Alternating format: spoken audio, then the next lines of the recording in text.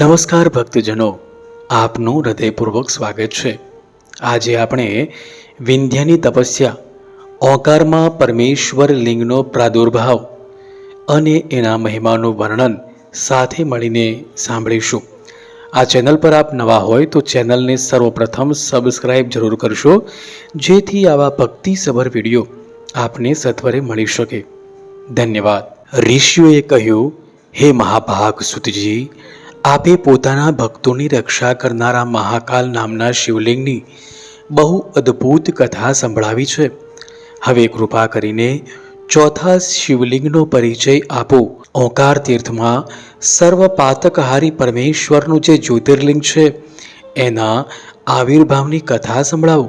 સુતજી બોલ્યા, હે મહર્ષિઓ, ઓંકાર તીર્થમાં પરમેશ નામે જ્યોતિર્લિંગ જે પ્રકારે પ્રગટ થયું છે તે હું બતાવું છું, પ્રેમથી સાંભળો। એક સમયની વાત છે, ભગવાન નારદ મુનિ ગોકર્ણ નામના શિવની પાસે જઈને બહુ ભક્તિપૂર્વક એમની સેવા કરવા લાગ્યા। થોડા સમય બાદ તે મુનિ શ્રેષ્ઠ ત્યાંથી ગિરિરાજ વિંધ્ય પર આવ્યા। વિંધ્યે ત્યાં બહુ મોટા આદર સાથે એમનું પૂજન કર્યું। મારે ત્યાં સર્વ કાંઈ છે, કોઈ પણ વાતે કમી નથી, આવો ભાવ મનમાં રાખીને વિંધ્યાચલ નારદજીની સામે ઊભો રહી ગયો।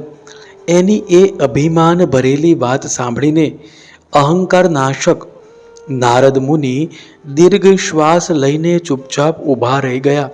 આ જોઈને વિંધ્ય પર્વતે પૂછ્યું, આપે મારે ત્યાં કઈ કમી જોઈએ છે?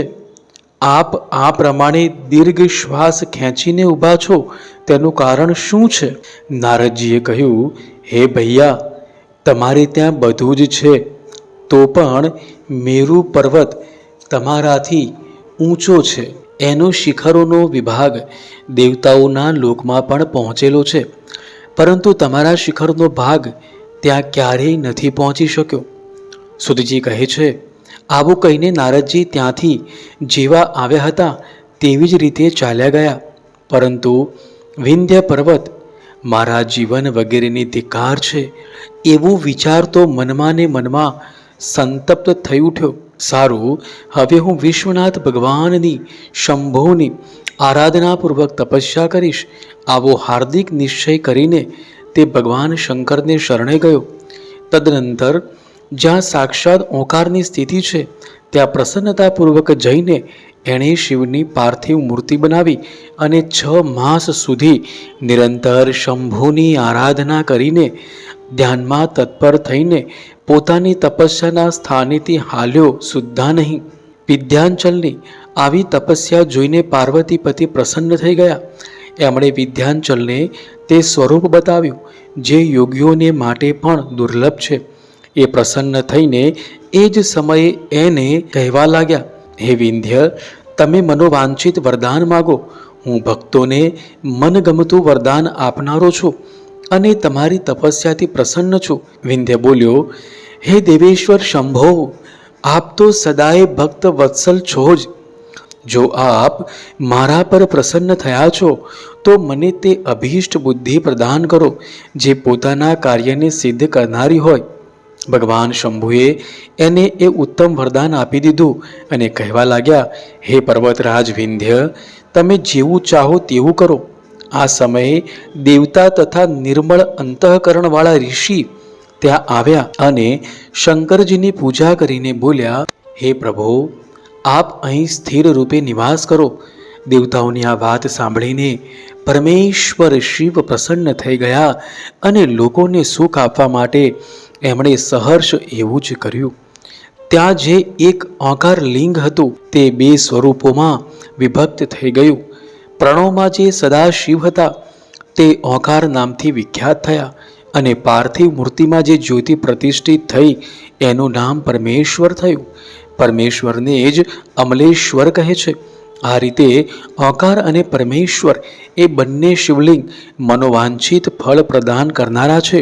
એ સમયે દેવતાઓ અને ઋષિઓએ બંને લિંગોની પૂજા કરી અને ભગવાન વૃષભ ધ્વજને સંતુષ્ટ કરીને અનેક વરદાન પ્રાપ્ત કર્યા। ત્યાર પછી દેવતાઓ પોતપોતાને સ્થાને ગયા અને વિંધ્યાચલ પણ અધિક પ્રસન્નતાનો અનુભવ કરવા લાગ્યો. એણે પોતાનું અભિષ્ટ કાર્ય સિદ્ધ કર્યું અને માનસિક પરિતાપને છોડી દીધો.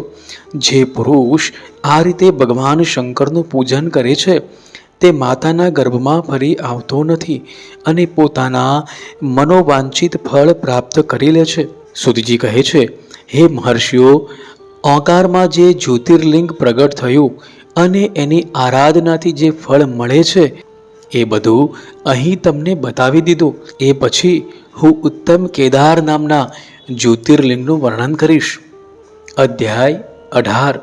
તો ભક્તજનો, અહીં આપણે આજે વિંધ્યની તપસ્યા, ઓંકારમાં પરમેશ્વર લિંગનો પ્રાદુર્ભાવ અને એના મહિમાનું વર્ણન સાથે મળીને સાંભળ્યું. આવતા એપિસોડમાં આપણે કેદારેશ્વર જ્યોતિર્લિંગના આવિર્ભાવની કથા તથા એના મહાત્મ્યનું વર્ણન સાથે મળીને સાંભળીશું. આ વિડીયો અત્યારે ચાલી રહેલા પવિત્ર શ્રાવણ માસમાં અનેક લોકો સુધી પહોંચાડજો, જેથી તેમને પણ ભગવાન શિવની ભક્તિનો લાભ મળી શકે. આ ચેનલ પર આપ નવા હોય તો ફરીવાર વિનંતી કે ચેનલને સબસ્ક્રાઈબ કરશો અને વિડીયોને અનેક લોકો સુધી પહોંચાડજો. આ વિડીયો જો આપને ગમ્યો હોય તો લાઈક ચોક્કસ કરજો. ફરી મળીશું આવા જ એક ભક્તિસભર વિડીયો સાથે. ત્યાં સુધી રજા આપશો. નમસ્કાર, ધન્યવાદ, મહાદેવ હર.